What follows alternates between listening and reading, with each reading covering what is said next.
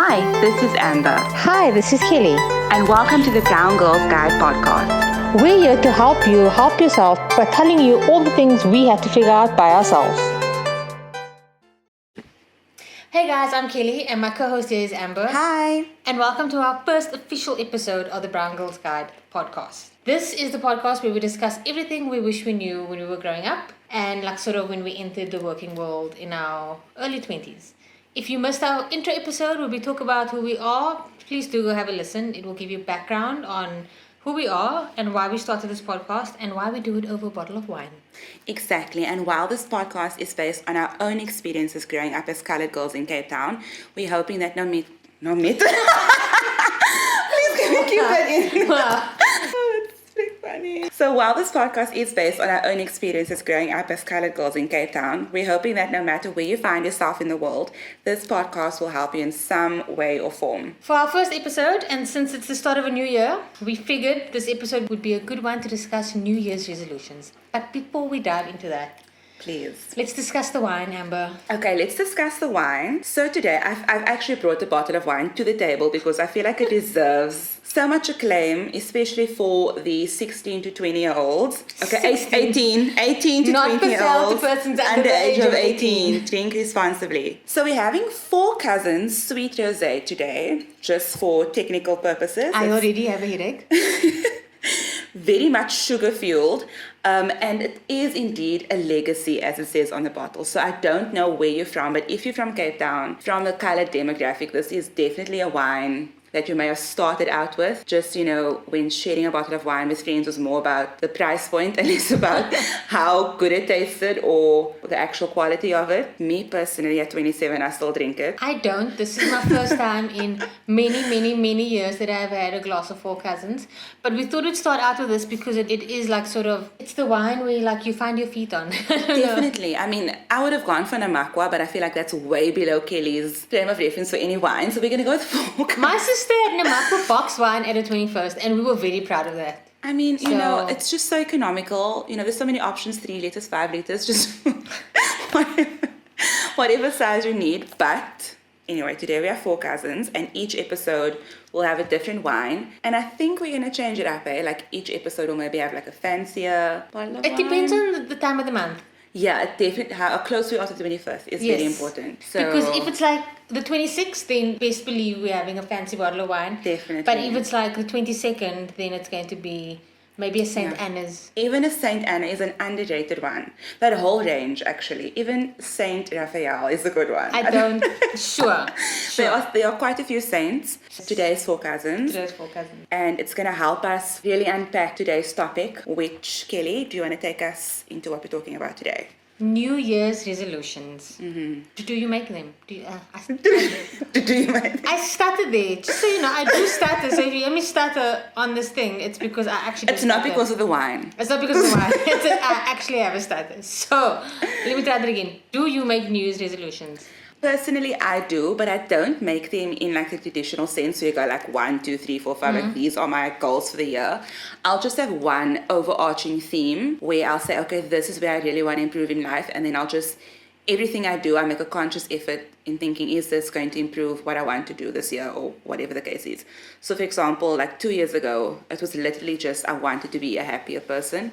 So everything I did, I always thought, is this helping my goal of becoming a better person or like a happier person? Is it feeding my soul? Just to not sound too woo-woo, but I mean, that was what I was going towards. So instead of saying lose 5 kilos by June or do workouts 3 times a week, I will just have some sort of theme. And then, did I just lisp? I don't know. Lisp. Starting everything's I will in just the have podcast. one theme and just work towards it for the whole year. But I think that's great also because like growing up, you think that New Year's resolutions are you have to lose weight. Yeah. You need like a new car, and that's a great resolution to have. Not a resolution, a goal. That's a great goal to have for a new year or whatever. But growing up, you think that a New Year's resolution is, I need a pair of Jordans, or I need to lose weight. Has your resolution ever been, I need a pair of Jordans? No, I don't know why I thought of that. Like for me, it's always been around weight loss, and also like a lot of focus on appearance and just material things, and it doesn't always have to be that way. It's also why I don't really make resolutions, because the ones that I've seen throughout my life have been healthy, fit, new you. And maybe I Yeah. don't want to be healthy and fit this Have year. a green juice every day. Maybe I want to eat pasta and lay on the couch, which is really Exactly. my life's goal. But that's why I didn't make it, because it's all appearance and materialistic, and it's just like focused on that.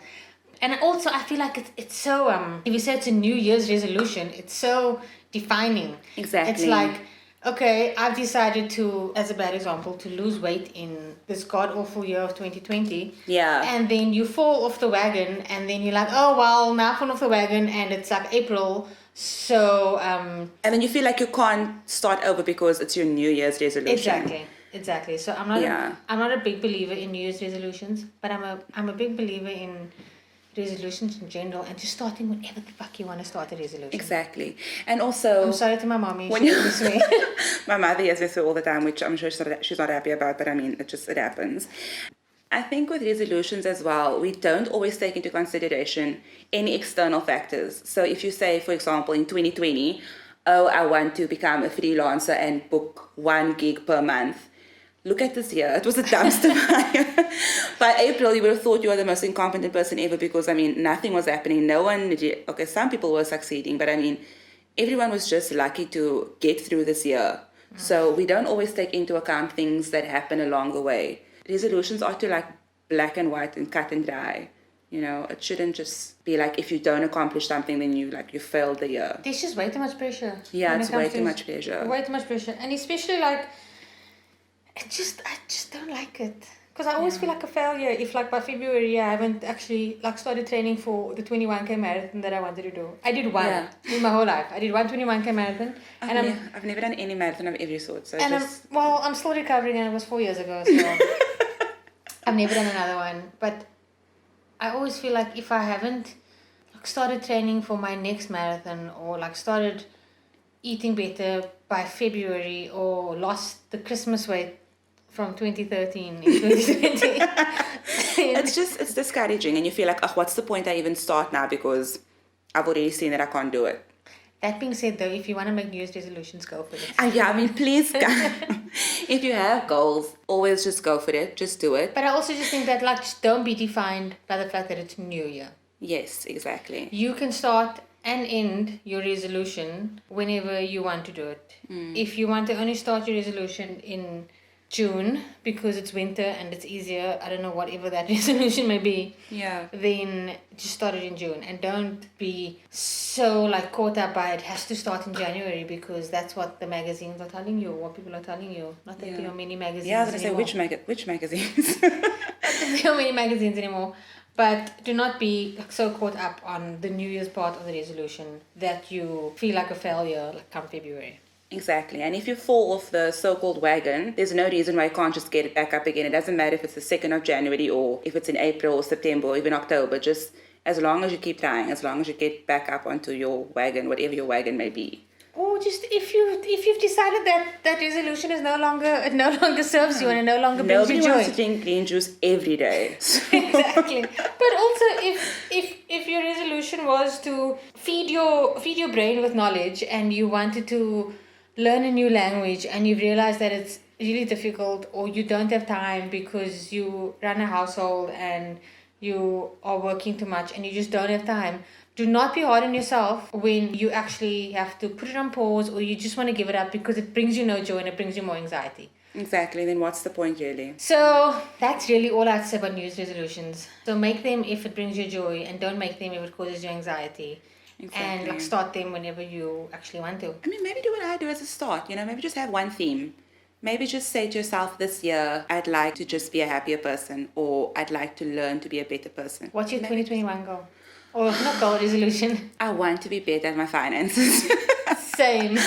I really, really want to, and I want to be debt-free by the time I'm 30. I think I told you this earlier this year. I want to pay off my car. I want to pay off these little credit cards that you get because you think it's free money. Well, I thought it was, I was like, yay, free money. That's a topic we'll discuss at some point. I really want to get serious with my finances. Yeah, I want to be in a better space by the end of next year. That's my 2021 theme. Or this year, because that is when people will be listening to this podcast. Or this year, because it is January. Happy New Year. Yeah. So please let us know, what are your goals? What is your theme? What are you working towards this year? Yeah, we'd I'm like just to know. working towards having a pandemic-free world this year. Yeah, which I don't know if that's going to happen in this year. I mean, I hope it would. We'll see. Right now, the world is burning while we're recording this. Yes. We are in our second wave. Yes, riding that wave. While you're listening to this, who knows what the world is like. Anything can happen in the space of 3 weeks. So yeah, so we hope you've had an eventful start to 2021 in that you've been home and doing nothing and staying safe.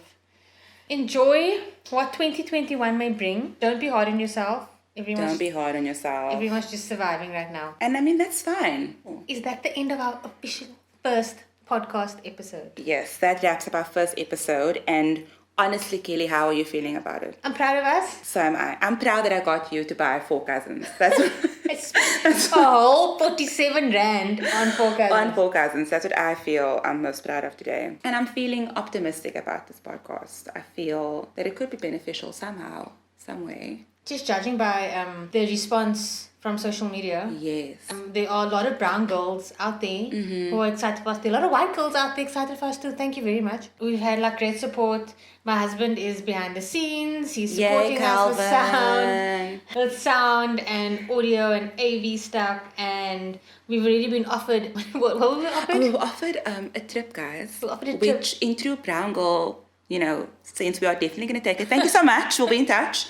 And we're also looking forward to having people on the show, interviewing other brown girls that are doing really awesome things, interviewing brown and black girls on very cool things that they're doing, some advice that we might need, you might need, we all might need. Thank you so much for listening. Thanks for listening to our first one. Mom and Amber's mom and Calvin Kelly's husband.